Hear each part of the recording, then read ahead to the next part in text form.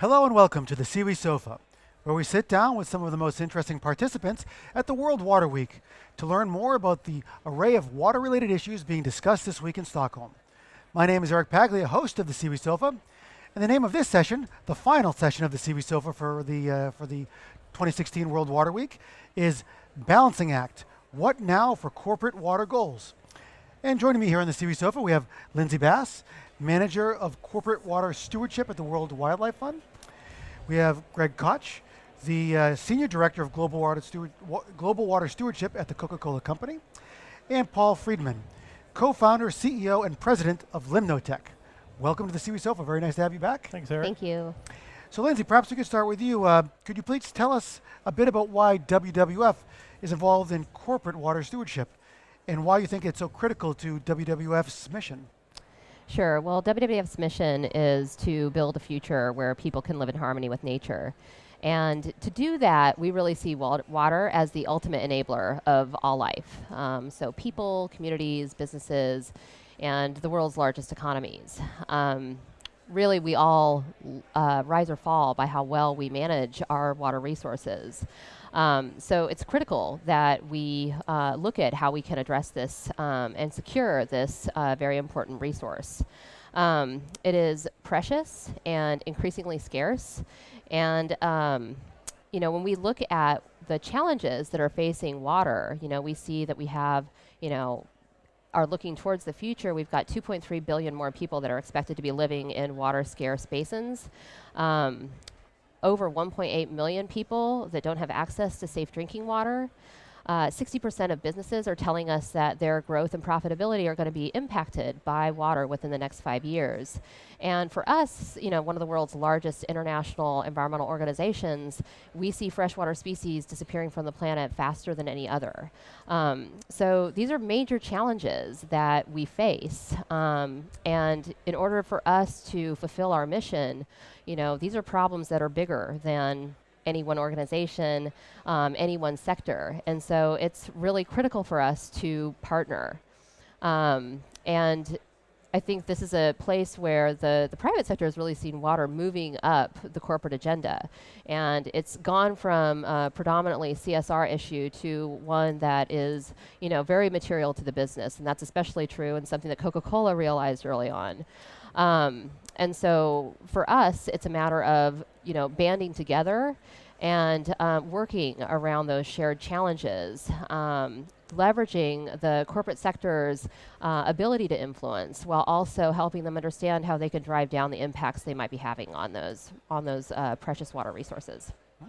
And Greg, the Coca-Cola Company is a big global company driven by shareholder expectations, of course. Yep. Tell us, what was the motivation to set corporate water balance goals and to set replenish targets? So goals are a very powerful motivator, but the motivation for us to set the replenish target that we have and some of the other ones, it did not come at the beginning, and I think that's an important lesson. So what happened first is we had to understand that our relationship with water needed to move outside the four walls of the plant. And to determine or gauge the extent to which we needed to do that, we first did a risk assessment. So think of it as a personal checkup, right? You go to the doctor, you get a full checkup, a physical on an annual basis. And so that was our risk assessment. And it was really important because it was quantitative and it aligned us with our senior managers and our bottling partners, sensitized and educated those people, and established that water was a material risk and it was business relevant. So what do you do with risk? You come back from the doctor, you've got some risks.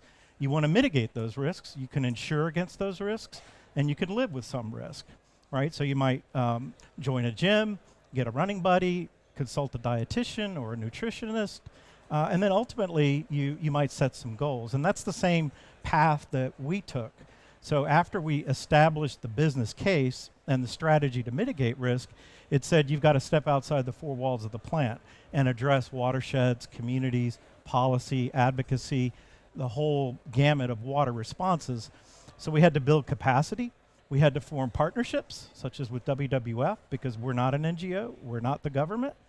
And then after setting some requirements, we said, how do we motivate the business to execute against this risk mitigation strategy? And risk in a personal context, but certainly in a business context, is not something that is good for daily motivation. You don't sit there and say, what's my risk of dying early and my lost income? You just know you want to feel better, maybe lose some weight, whatever the case may be. And so goals become very important. So you might set a goal to run a 10K or a 5K or lose 5 kilos. And the same type of motivation applies in a business setting. So we took that program that's grounded in risk mitigation, the strategy, the capacity, the governance, and the partners, to then set some goals. We set one inside our business efficiency, and then we set a replenish goal, a balance goal.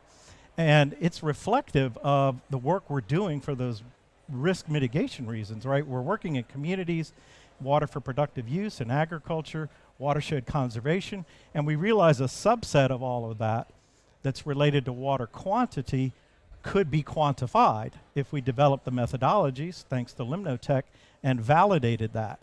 So what does that goal do for us? So goals in and of themselves are great because people, as I gave you in the healthcare example, you like a goal. It's an achievement. Humans struggle for that. Business, it gives our whole business something to contribute to. It's a global goal, but everyone adds to it. It fits nicely into business planning. And then the beauty of this goal, it's tied to our sales volume. So the more we sell, the more we have to do. The more our business grows organically or by acquisition, the more we need to replenish. And then we're tied to the longevity, the full benefit of that project existing over time, because we want to continue to count on those benefits. So it's like losing those 5 kilos and then keeping those 5 kilos off, right?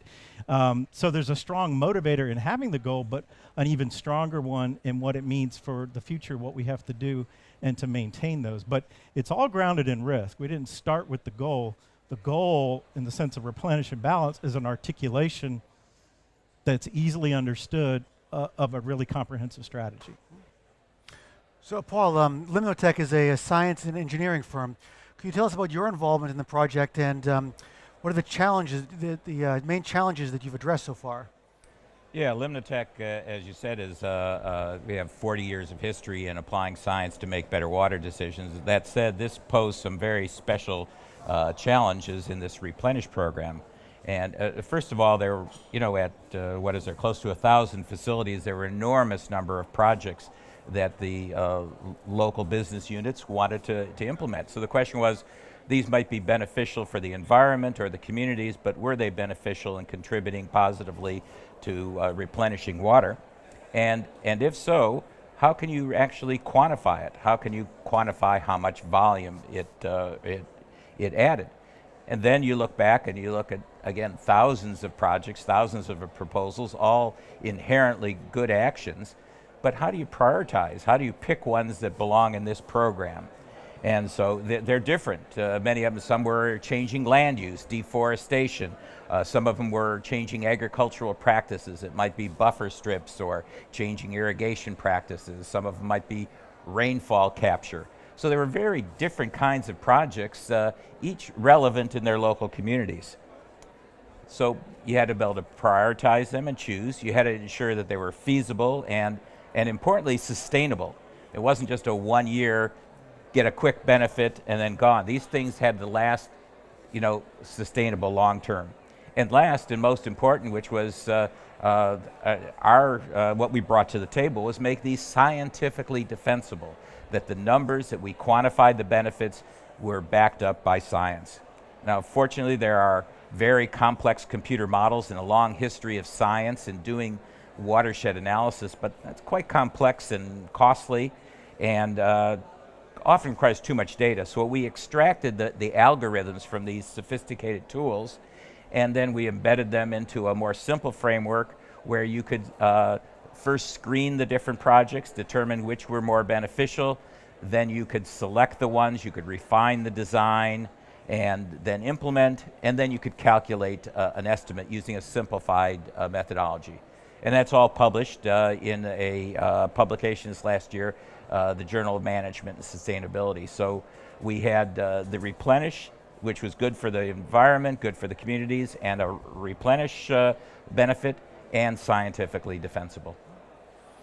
And Greg, what's going on now at Coca-Cola in terms of Replenish and what's happened since the beginning of this program? And was it difficult to implement this?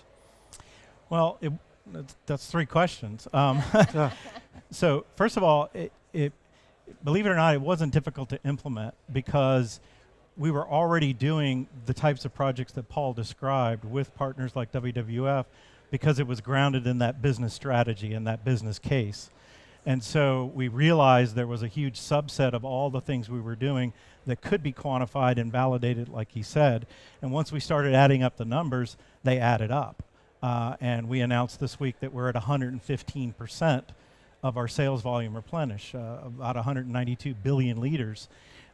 So part of that success is the receptiveness of communities and partners and even matching partners from a funding standpoint, and of course the immediacy of the concern. But there's four things that we need to pay attention to going forward. So one is to yes, pause and celebrate, but we need to reground everyone that we need to maintain that level of performance, right? So as a project drops off, because it's no longer viable to continue to count benefits in this context, or our business grows, we have more to do. The second is that we need to do a better job of articulating why we're doing this. We're not doing it for the sake of meeting replenish. We're doing it because of those real community and environmental issues. And with that, we need to do a better job of communicating the other things that we're doing that don't add up. Water quality, policy, education, awareness, advocacy. There's a lot of things that happen in the execution of that strategy that by no science, conservation or social science, you can quantify, but they're vitally important to do. So the third thing is the second leg of our Replenish program is extending that whole risk to strategy to execution into the water that's embedded in our agricultural ingredient supply chain, which is a far greater amount of water. It's just a different approach because of the relationship is, of course, more distant between direct operations and the facility. And then the last thing, and it's nascent and a lot of people here are talking about it, WWF, Limnotech, and others are partners, is the concept of natural capital, in particular ecosystem services, and then how does that look in the context of replenish and water and agriculture. so it is having a tangible impact at Coca-Cola at this point. I'm sorry? It is having a tangible impact so far then. It's absolutely. I mean, the impact is not us. I mean, the impact is the 3 million people who now have access to safe drinking water on our way to 6 million plus by 2020. It's 192 billion liters in productive use or conserved or protected in some way through watershed and river basin work. So that has the indirect benefit of sustaining our business and our marketplace, but the real benefit is communities and nature. And Lindsay, can you give me an example of how these replenish goals fit into your overall basin strategy at WWF? Yeah, so for WWF, we don't start with replenish, but we start with a comprehensive look at what are the key threats that are driving, a degradation of river basin health in the places that we're seeking to protect. And, to do that, we, look at a whole host of different perspectives, social, economic, political, and environmental. So looking through all of those different lenses, figuring out, what are the most meaningful strategies that we can pursue, and they're going to drive the greatest impact on the ground. And that can take a lot of different forms. So we have a lot of different interventions and tools and approaches that we use to be able to drive those types of strategies. And so in some places where our work really hits the ground and we're doing on-the-ground restoration work, we see that as a place where we have the greatest alignment with delivering and helping Coca-Cola deliver on its water balance target. So an example of that is the work that we do together through our global partnership, and we've been partnering together since 2007. And in some places around the world, we've been doing that work from the very beginning, and the Yangtze River Basin is one of those places. And the work there, because we've been there for so long and have been engaged and have developed, very, very strong relationships, not just with each other, but with communities and governments and other stakeholders in the basin, the work is very diverse and broad. On Replenish, it takes the form of really helping us drive some of our wetland restoration work throughout the Yangtze Basin. So those are critical freshwater habitats essential to some of our goals for conserving the basin, and can also deliver some significant volumetric benefits. So that's been a great opportunity to really motivate and engage the Coca-Cola bottling system, the Coca-Cola Foundation, and the global partnership together around that, but that's not all we do together in the Yangtze Basin. So in addition to that wetland restoration work, we also do a host of things that actually help to secure those efforts. So we do work that really creates the enabling conditions for on-the-ground wetland restoration work. We do policy intervention work to make sure that those wetlands can remain protected in perpetuity. And then we work with Coca-Cola to engage, key sustainable sourcing efforts that are present in the Yangtze Basin. And to Greg's point about valuing natural capital, we've been working together through the global partnership to help establish and inform a national parks policy in China. So you can see that, just one component of that is the wetland restoration work, but there's a really broad, diverse, comprehensive strategy that Coca-Cola and WWF are partnering on in China. And Paul, are you seeing the water balance concept taking off with other companies as well? Yes, very much so. One of the prevailing themes here at World Water Week is that water represents a risk to the economic engine in the globe and to companies. And the World Economic Forum identified it as the #1 global risk. And so companies hear this and they recognize it, and they're responding. A survey by the CDP of, I think it was about almost 400 companies, suggested that 80% were taking some kind of action, many of them setting goals, most of them efficiency goals inside the walls, unlike what we've been talking about Coca-Cola. But there's been a growing interest in these replenish programs. And we're fortunate that there's been pioneering work done by the Coca-Cola Company, World Wildlife Fund, other companies, the Nature Conservancy, that we can build off of. And there's dozens of companies now that have set replenish-style targets. Many of our clients who we're working with, it kind of began in the food and beverage work. A natural food and beverage, you think of the reliance on water. So companies like the Coca-Cola Company, Keurig Green Mountain Coffee, Heineken, SAB Miller Coors, PepsiCo. But surprisingly, there's a lot of other companies in other sectors who we're having discussions with in cement, in manufacturing, energy, semiconductors and technology. And they find the replenish programs are quite attractive for many of the reasons that Greg had previously mentioned. But it's a simple stated goal. They can kind of understand it, they can grasp it.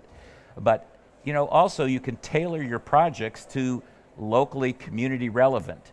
He can go to a bottling community in some country or location, identify projects that are relevant to that community, relevant to that watershed, and relevant to their brand sometimes. It's also quantifiable. Corporations love to, set goals that Greg was talking about, track progress. You can consolidate them. You can kind of add them up. So that makes them very attractive. Makes it simple to count them. They are stretch goals, but they're achievable, as we saw. You put your mind to it, put the resources behind it, and you achieve it. And they're easy to communicate. People kind of understand what it means to replenish. Now, they're not without their limitations, and you have to appreciate that these replenish programs are just one piece in a comprehensive strategy, and they serve one purpose, and they certainly engage the communities, and they're certainly doing good things, and they're adding, replenishing water to the environment, but they're one piece, and they build the momentum because they've had community engagement, corporate engagement, et cetera. So they've been very effective programs, and they're growing in popularity. And Lindsay, you've all been here in Stockholm talking about how to push the boundaries on water balance goals. Is Replenish a global answer for water resource issues? And who needs to be part of the conversation in the future? Yeah, it's a great question. I think that it's worth noting that Replenish is something that is simple and easy to communicate. It's something that motivates a business, but really to understand Replenish comprehensively. There's a lot of detail, there's a lot of work, and there's a lot of effort behind it. And so one of the things that World Wildlife Fund wanted to do here in Stockholm was to really help people understand the different components of what it means to set a water balance target. Why do people pursue this? What are the benefits, and how does that fit within a broader comprehensive water stewardship strategy, and kind of break it down a little bit. And so that led to a new report that's out, Water Balance Targets, that we developed in partnership with Limnatech, and features a lot of, I think, the learnings and understandings that we've derived through working with the concept with our partner Coca-Cola.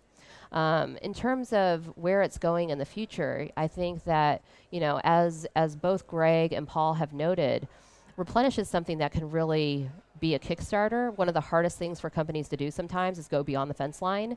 They're very, very happy and comfortable looking inside their operations because that's where they have most of the control. It's harder to influence outside the fence line, but it's absolutely critical and necessary, and that's where most of the value can be derived from a water stewardship strategy. When you get into those more mature steps of investing in watershed protection beyond your fence line with others, through collective action and engaging in policy engagement, that's where you really begin to, I think, drive towards basin balance and sustainable basins, as well as, really thinking about how you can have the greatest impact. So, it's something that I think we, are looking to take into discussions with other NGOs and the broader corporate community to have a discussion about, okay, well, we've got this great tool and we have something that's really linked to the business through, for example, in Coke, it's the global sales volume. But how do we link targets to the basin, through what's meaningful at that basin level?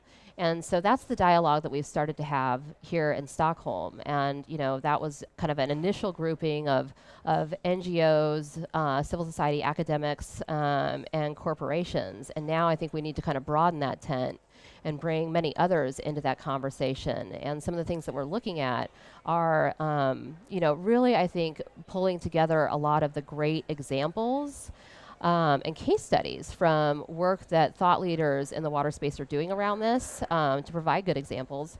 But also to think about, how do we prepare some clear guidance around what context-based targets could look like, what meaningful targets that are grounded in basins can and should deliver. And then look at how new tools that are coming onto the horizon can help us both understand where we are in terms of meeting and achieving river basin health and track that progress over time. And a good example of that is a new initiative that WWF is pursuing in partnership with the University of Maryland called River Basin Report Cards. So I think there's a lot of really exciting work on the horizon. Stockholm has kind of been the genesis and the catalyst for us to begin that collaborative work, and now we want to take it forward.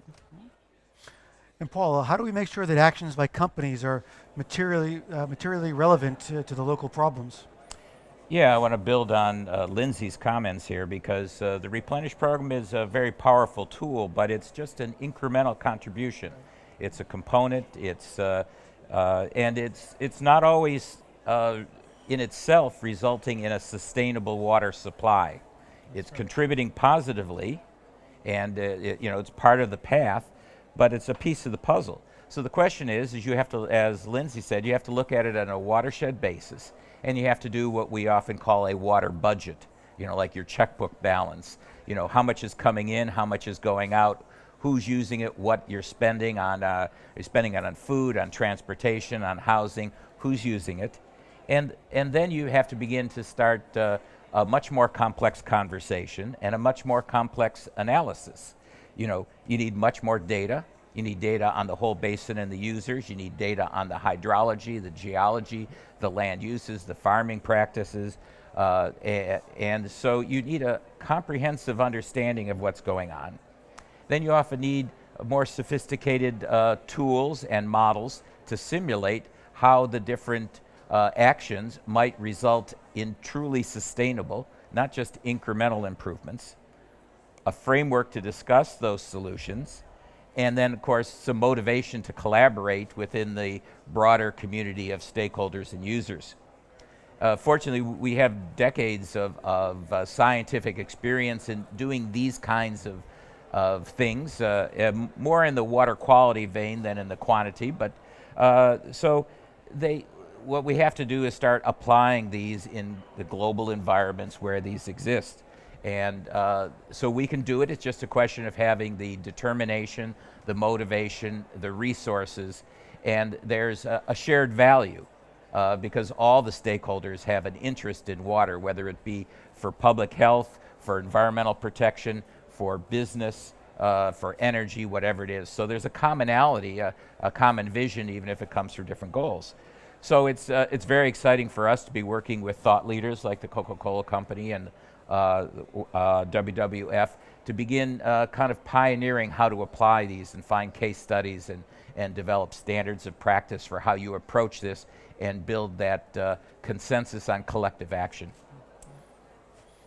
Okay, Greg, I have another multi-part question for you coming up. Go ahead. Yeah, what would you say to other companies about how to motivate corporate actions beyond the fence line and get operations to think more broadly about protecting water resources? And how can companies push the boundaries even further in the future to secure complete river basin security? All right. Well, the first thing I would tell any corporation is before you step outside the four walls of your plant, you better make sure you're addressing water issues inside the four walls of your plant. And we spent well over a decade, 15, 20 years, before we got into this whole space of communities and watersheds, making sure we were optimizing efficiency, managing stormwater, fully treating our wastewater, and most importantly, we take a rights-based approach to make sure our use of water and discharge of wastewater is not negatively impacting the community and their ability to access sufficient quantities of clean drinking water and for other purposes. So that, you have to be doing that. Now, when you're ready to step outside the four walls of the plant, I highly recommend that you do some kind of risk assessment. Some sort of risk assessment that will help you develop a strategy that becomes a business case, and use that process of discovering risk to sensitize, educate your system, particularly your board, your senior management, so that they understand what you're trying to do outside the four walls of the plant, because the numbers get a whole lot different than return on investment, balance sheet, productivity metrics that are used inside the plant. So that's 1 and 2. Get your house in order, assure no impact, establish a business case, and a risk assessment at some level is a good way to do it. Now, replenish or balance targets, if you're going that route, they shouldn't be an end game in and of themselves, just a balance. It should be nested within a broader strategy where you might do a whole lot of things that cost a whole lot of resources that don't add up to replenish, but that's the right thing to do. It could be policy, it could be water quality, it could be all sorts of things that can't be quantified in that context, and you should do those. The second recommendation I would give them is don't set a replenish goal and talk about it and think about it in a reputational sense. It should be in a motivational sense, primarily internally. It's a great communication tool externally to signal the magnitude, but don't do it for doing its sake. And then the last thing I would tell you is that, as Paul has told us, the science, the social science as well as the conservation science, you have to invest money. The methodologies are out there, open to improve them. You've got to invest money, and we do every year, to quantify all these projects, and then to have that validated. And then we're hyper-transparent in the disclosure of that. You can go online, and I think everyone who does this should, and you could see for us, every project by latitude and longitude, who we work with, Lindsay's phone number and her email address, seriously, and the equivalent for us at the local level, how much we paid them, and how we quantify those benefits. And that's not purely to validate so we can make a claim, it's to help people replicate, help advance that social and conservation science, and hopefully to scale it all. Okay, well, this sounds like a very powerful and important collaboration between your 3 respective organizations. So thank you very much for joining us here in the SIWI Sofa and sharing this experience on water balance goals. Thank you, Thanks Eric. so much. Thank you. And thanks for tuning in to this final episode of the SIWI Sofa. I've enjoyed bringing this to you together with the staff at SIWI and at CREO. All the episodes will remain up on the World Water Week website, so be sure to go back and watch all the 21 episodes in case you might have missed any. Thank you very much.